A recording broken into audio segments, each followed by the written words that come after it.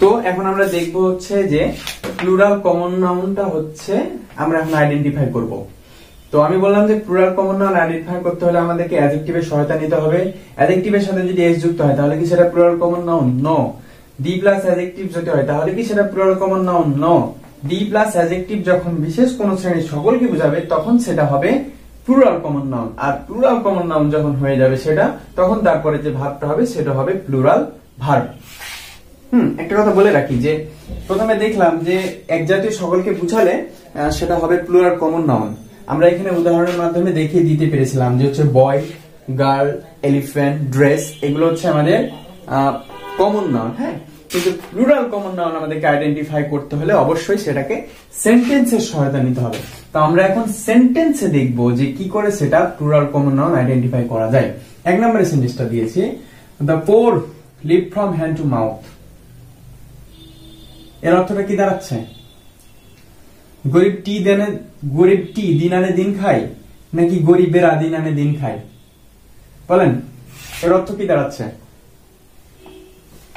আমরা একটা রুলস জানি, সেটা হচ্ছে যে সাবজেক্ট যদি থার্ড পারসন সিঙ্গুলার নাম্বার হয়, তাহলে ভার্বের সাথে এস বাই এস যুক্ত হবে। এখানে কি ভার্বের সাথে এস বাই এস যুক্ত হয়েছে? হয়নি। তার মানে এটা সিঙ্গুলার না। গরিবটি দিন আনে দিন খায় এমন বোঝাচ্ছে না, বোঝাচ্ছে হচ্ছে গরিবেরা দিন আনে দিন খায়। তার মানে এখানে যারা গরিব তাদের সকলকে বুঝিয়েছে। যখন বিশেষ কোন শ্রেণীর সকলকে বুঝাবে, মানে গরিব সকল গরিবকে বুঝাচ্ছে, তখন সেটা হবে আমাদের হচ্ছে প্লুরাল কমন নাউন। তাহলে দি প্লাস পোর, এটা মানে আন্ডারলাইন করে দিয়ে আপনাকে বললো যে বলেন এটা অ্যাডজেক্টিভ নাকি এটা হচ্ছে কমন নাউন, নাকি এটা প্লুরাল কমন নাউন? কি বলবেন আপনি? যে অ্যাডজেক্টিভ আছে, পোর যেহেতু অ্যাডজেক্টিভ তাহলে এটা অ্যাডজেক্টিভ না।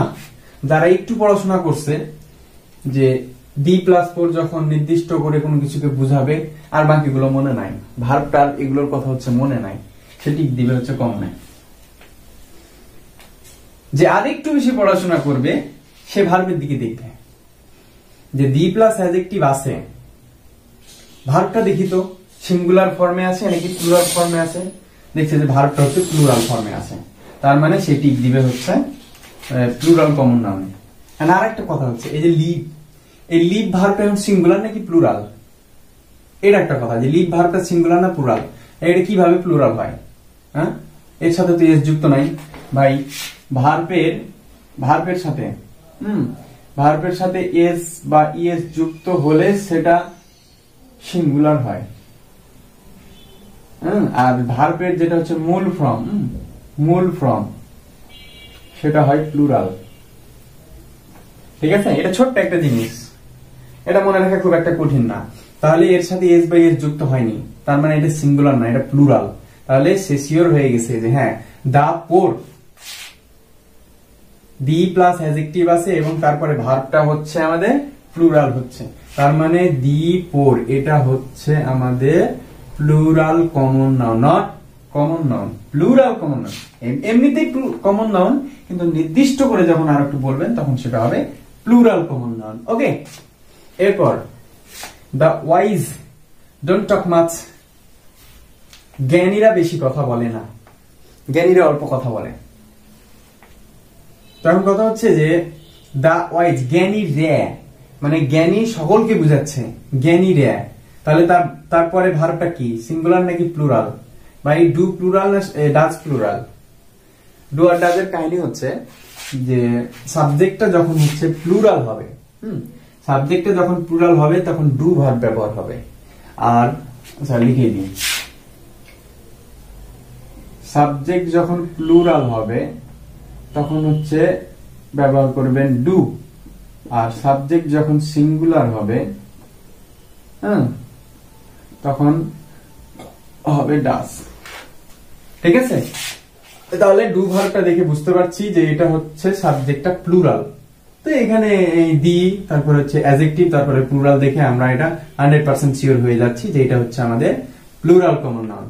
দা ওয়াইজ দেখে হচ্ছে অ্যাডজেক্টিভ টিক দেওয়ার কোনো প্রশ্নই ওঠে না। বা হচ্ছে অ্যাডজেক্টিভের পূর্বে দি বসছে আর্টিকেল, তাহলে সেটা হয়তো নির্দিষ্ট করে কোনো কিছুকে বোঝাচ্ছে, তার মানে হচ্ছে নাউন। এইগুলোতে যাওয়া যাবে না। আমাদের প্লুরাল কমন নাউন একটু চোখ কান খোলা রাখতে হবে, তাহলে আমরা বুঝতে পারবো। সেম কেস, দ্য এমপ্লয়েড, বেকাররা, আর লসিং হোপ, আর তো প্লুরাল, এটা আমরা সবাই জানি।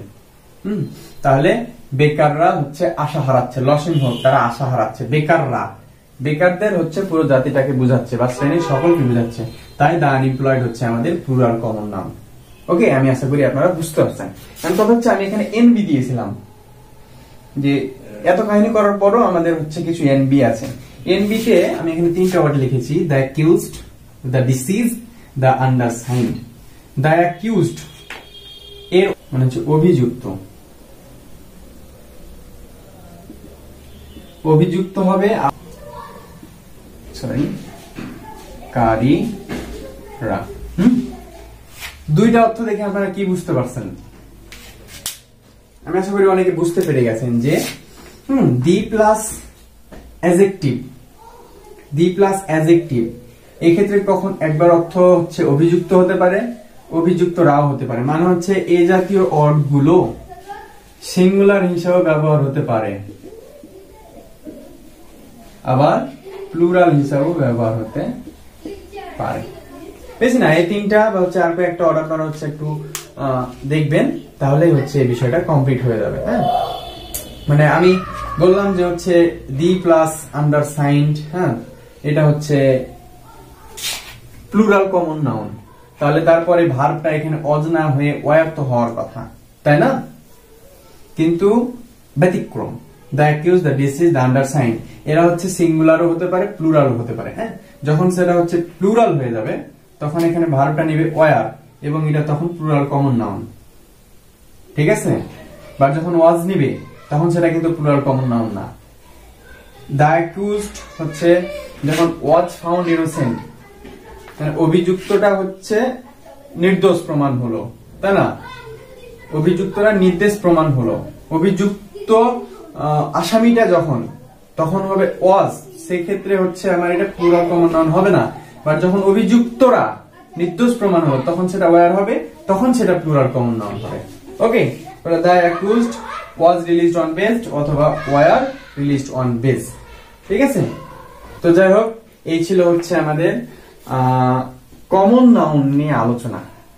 আমি আশা করি আমার আলোচনাটা আপনারা সবাই বুঝতে পারছেন। হ্যাঁ, এখন আমরা হচ্ছে কোশ্চেন প্র্যাকটিস করব, কোশ্চেন প্র্যাকটিস করে আমরা কমন নাউনটা শেষ করব। ওকে।